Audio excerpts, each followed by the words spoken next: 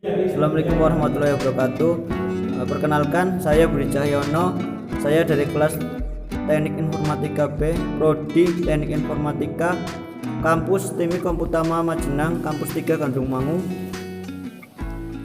Di sini saya akan membawakan presentasi dari tugas mata kuliah PKN, yaitu tentang Pancasila sebagai sistem moral dan etika bermasyarakat atau civic virtue.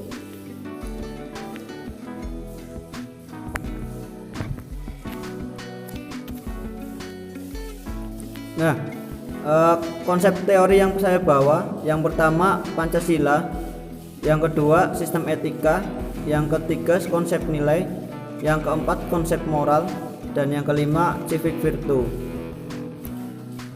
Ya, langsung saja menuju ke teori yang pertama, yaitu Pancasila. Pancasila itu berasal dari dua kata, yaitu panca dan sila. Panca yang artinya 5, sedangkan sila yang artinya dasar atau peraturan tingkah laku yang baik, yang penting atau senonoh. Jadi Pancasila di sini diartikan adalah 5 dasar yang dijadikan acuan dalam bersikap dan bertingkah laku. Untuk pembahasan yang kedua, sistem etika pada Pancasila. Sistem etika berawal dari, pertama adalah kita bahas sistem. Apa itu sistem? Sistem adalah suatu kesatuan yang terdiri dari komponen atau elemen yang dihubungkan bersama untuk memudahkan aliran informasi, materi atau energi untuk mencapai suatu tujuan. Nah, sedangkan etika sendiri itu dia dari etimologi bahasanya, yaitu berasal dari kata ethos dari bahasa Yunani yang berarti watak, adat ataupun kesusilaan. Etika adalah ilmu yang membahas tentang bagaimana dan mengapa kita mengikuti suatu ajaran tertentu, bisa jadi terhadap norma-norma, atau bagaimana kita bersikap dan bertanggung jawab dengan berbagai ajaran moral. Nah, dari kedua kelompok etika itu adalah sebagai berikut. Yang pertama ada etika umum. Etika umum itu mempertanyakan prinsip-prinsip yang berlaku bagi setiap tindakan manusia. Nah, yang kedua etika khusus. Etika khusus itu membahas prinsip-prinsip tersebut di atas dalam hubungannya dengan berbagai aspek kehidupan manusia, baik sebagai individu, etika individual, maupun makhluk sosial, etika sosial. Teori yang berikutnya yaitu konsep nilai Pancasila. Secara etimologis, nilai itu berasal dari kata value dari Inggris atau valor dari Latin yang berarti kuat, berguna, harga, taksiran, mutu atau kadar.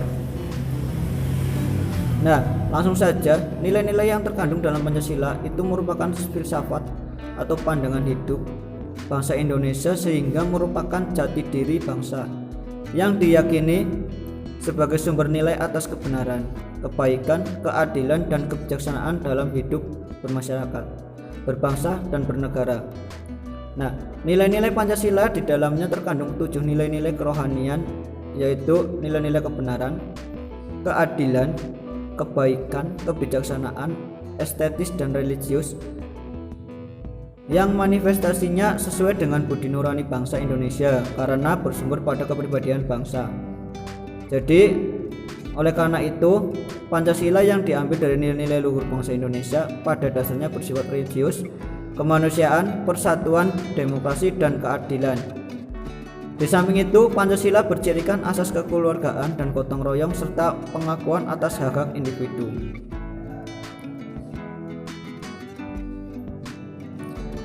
Yang berikutnya konsep moral.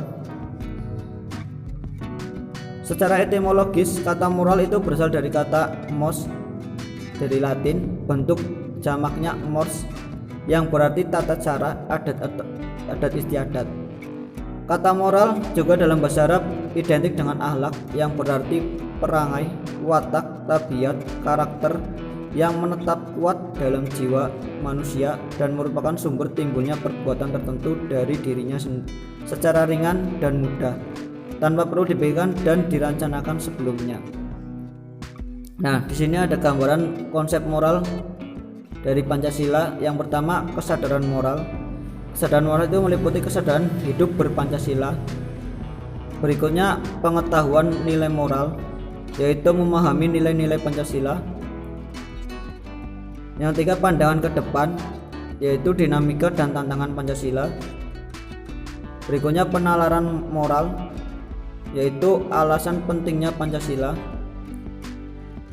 Pengambilan keputusan atau bagaimana cara hidup berpancasila, dan pengetahuan diri atau introspeksi diri. Materi berikutnya itu civic virtue. Secara garis besar dapat dikatakan bahwa civic virtue merupakan sikap atau kemauan warga negara untuk menempatkan kepentingan umum di atas kepentingan pribadi dalam suatu komunitas. Civic virtue terdiri dari dua unsur, yaitu civic disposition dan civic commitment. Civic disposition atau watak kewarganegaraan yaitu merupakan sifat-sifat yang harus dimiliki setiap warga negara untuk mendukung efektivitas partisipasi politik. Berfungsinya sistem politik yang sehat, berkembangnya martabat dan harga diri dan kepentingan umum. Di samping itu, civic commitment atau komitmen kewarganegaraan adalah komitmen warga negara yang didasarkan pada nilai-nilai demokrasi konstitusional. Karena Indonesia merupakan negara yang berbentuk republik, untuk kaum republika, warga negara adalah independen dan berada di bawah aturan hukum. Nah, gambaran civic virtue pada Pancasila yaitu Niccolò Machiavelli, seorang filsuf sekaligus tokoh politik, menganggap bahwa negara yang baik adalah negara di mana warga negara terlibat secara aktif dari sudut pandang atau pandangan politik dan memahami bahwa satu-satunya cara untuk memiliki negara yang otentik adalah dengan menempatkan kebaikan bersama di atas semua kepentingan pribadi. Kebajikan sipil atau civic virtue menurut Machiavelli memiliki banyak arti. Hal ini bisa berupa keberanian, ketabahan, keterampilan, semangat kewarganegaraan, dan lainnya. Nah, karakter-karakter tersebut itu dapat diberikan melalui suatu pendidikan dengan tujuan membentuk warga negara yang ideal.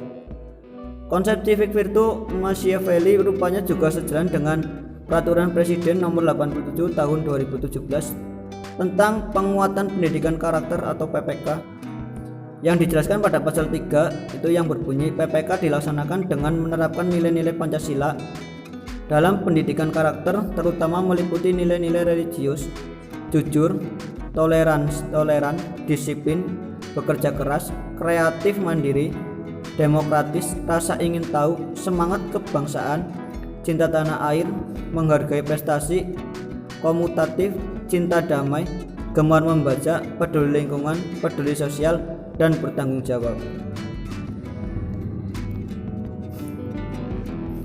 Ya, sedikitnya itu yang bisa saya presentasikan di materi ini.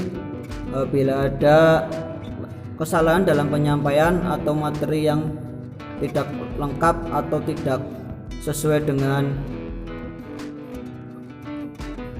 penilaian teman-teman semua, saya mohon maaf yang sebesar-besarnya. Terima kasih. Wassalamualaikum warahmatullahi wabarakatuh.